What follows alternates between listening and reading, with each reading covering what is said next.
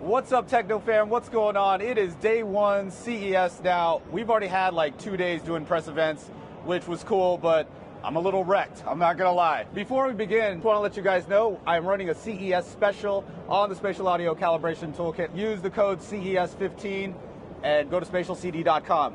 I love you guys. All right. And I'm here with Edge Sound Research and Dr. Ethan, right? Castro. Good to meet you, man. So I had a demo and it was pretty cool. Yeah. I didn't know I was going to get a massage. Oh, damn. Oh. Oh, oh, this is cool. Oh, dude, you got to try this out. Yeah? It was pretty cool. I mean, okay, you know, cool. I mentioned this in our live stream yesterday, and my viewers were kind of clowning it a little bit. They're like, okay, Really? it's like a butt kicker. I'm like, well, it looks like a Mac Mini that you would just like slide under a chair or something like that, right? Yeah, and actually, that's where our research started. So I did my research in vibrotactile multimodality because being hard of hearing, I was like, hey, is there a way to get more out of the butt kicker? Wait. You're hard of hearing. Yeah. Oh, okay. The irony is not lost on me, I promise you. Yeah. No, so that was the point of the research. Though, Okay. Right? Was hey, I need a better way to hear. I'm a musician for some reason, music engineer for a worse reason, I guess. It's not the field you go into when you're hard of hearing. Right. But you know, there's got to be a way to access it. You know, I'm having trouble hearing it. I don't have a critical environment. I'm moving around studios a lot. I don't know what's what. Once I get adjusted to a place, which takes me a lot longer than normal because of my ears, I finally get adjusted to one place and then I move to another place, and so it's never something that I can have a consistent experience across everything. So for me, it was a experiment to say how much information can I get from the body, because my body will always be at every place. And so if I can make it consistent in one place for my body, when my body goes to another place that has it as well, then it will be exactly the same experience. And so that was my research. Started with the butt kickers, Subpack, you know, big friends and family, Subpack and the tactile transducer family. But they're always just focused on the low end because it's the easiest for the human body to access. Right. So my research was like, hey, how far can the human body really access? And I got further and further and further until we realized it is actually just the entire frequency range. It's just less effective through the skin at higher frequencies. And Okay. take over. Okay, that makes sense. Yeah. So in the demo, so there was no speakers at all. That's right. No speakers No at all. speaker in at the all class. whatsoever. Okay. That was kind of cool because it's just this thing on the wall. Having the panels on the wall were actually, I didn't know what to expect, right? I saw the you put it in the floor, you put it in the couch or the chair, and then you put it on the how many modules do you have in that demo room? So there are 20. 20? 8 in the floor, 8 in the chairs, because I wanted to give you left and right in each chair. Okay. And then 4, one for each. Right. So I noticed for left and right in the demo. So what kind of signal are you guys sending this? Is it just a 2-channel stereo signal? Yep. Just a bunch of stereo signals. Yeah. What goes to the LFE? Is that something separate, or is that part of your processing, or? Yeah. There's no separation between signal and LFE. LFE is just what we call the collection of frequencies that are at the lower end of the range. Yeah. So if frequencies are some frequencies, the lowest and the highest should be. So this is not a subwoofer per se. That's right, not a subwoofer. Not a subwoofer. So it's just a full range transducer. Is that what you would call it? That's right, and there's no single transducer that does a full range transducer, which is really frustrating because realistically, I wrote a piece and I was like, hey, I need full frequency stuff from this, and I started looking at the transducer friends of ours. I was like, hey, do you guys make something that like reliably does a little more in the upper range? And they're like, yeah, it does. I'm like, but it definitely tapers off. But yeah, it's supposed to be just for LFE. And I'm like, wait. What if you took a bunch of these together and somehow had them talk to each other to make it so that way full frequency goes to the body? So is that what you did? And that's exactly what we did. Okay, yeah. cool. Yeah. So these are kind of dumb arrays. Dumb right? arrays. Dumb arrays. It's like that's what somebody was like. That's not a good way to market your product. It's dumb equipment or something. Yeah, it's dumb. It's the arm is not smart itself.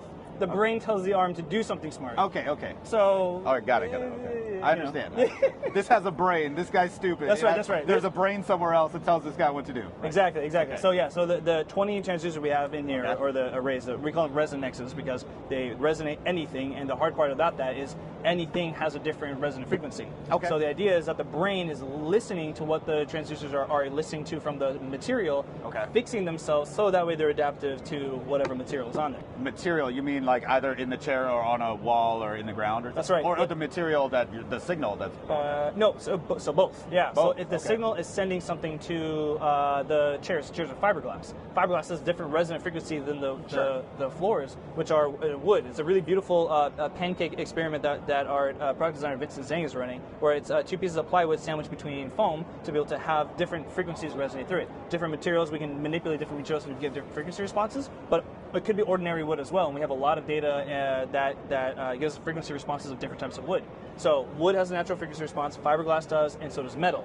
And so if we know all these things, we know how to be able to adjust the devices themselves to respond differently because they're on those different materials. Yeah, the rabbit hole went really deep. I could I imagine. didn't come out for a while. I'm a little pasty for how long we've been down You the hole. you lost even more hearing. Is that what happened? I lost the idea of what hearing means. Yeah, right.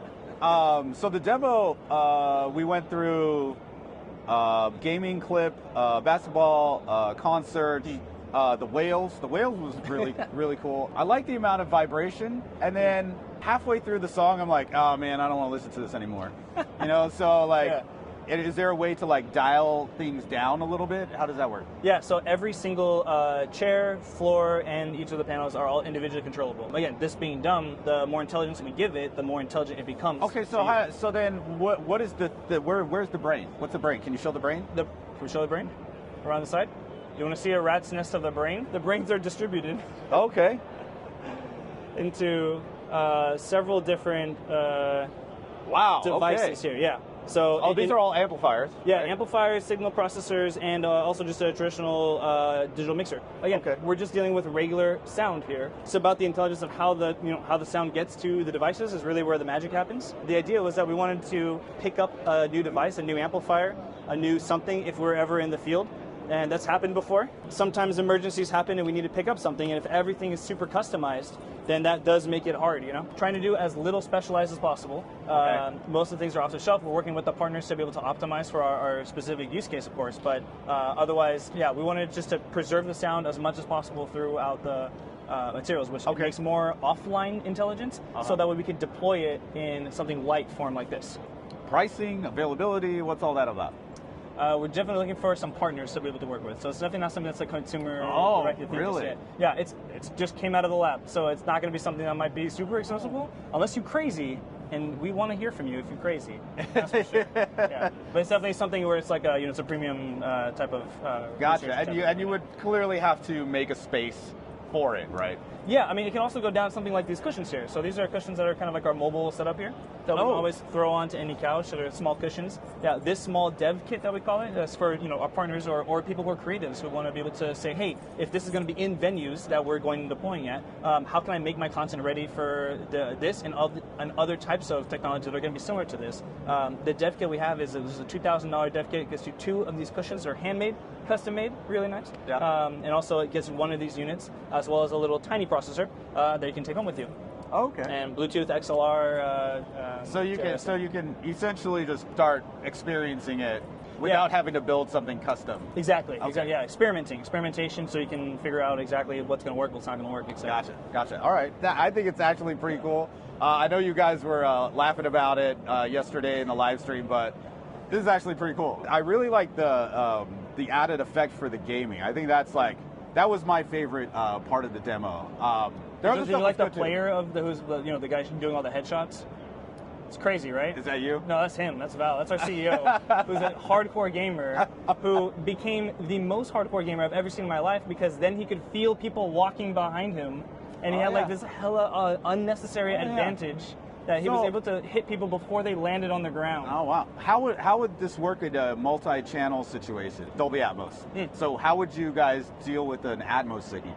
Atmos would look at this. It depends on how you have it configured. If you have these just to the left and right of you, if you got a dev kit and you're sitting on the couch and you had dev kit one on each side, it's a regular stereo down mix. Okay. So it would be able to plug and play. Okay, got it. Stereo down mix. Okay. If you wanted a specific like left or right, or make a specific haptic channel or tactile channel or embodied sound channel, then that would be something you could just assign those. But if you're going that far, you probably have the capability to assign different channels in your digital audio workstation or something. Yeah. For the creator side.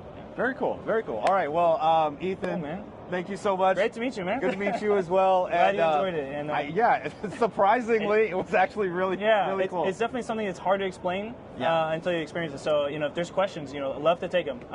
It can't be worse than my defense.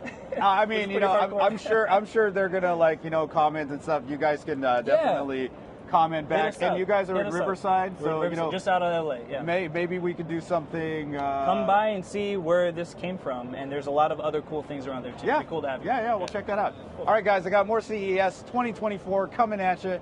We'll see you in the next one. Peace.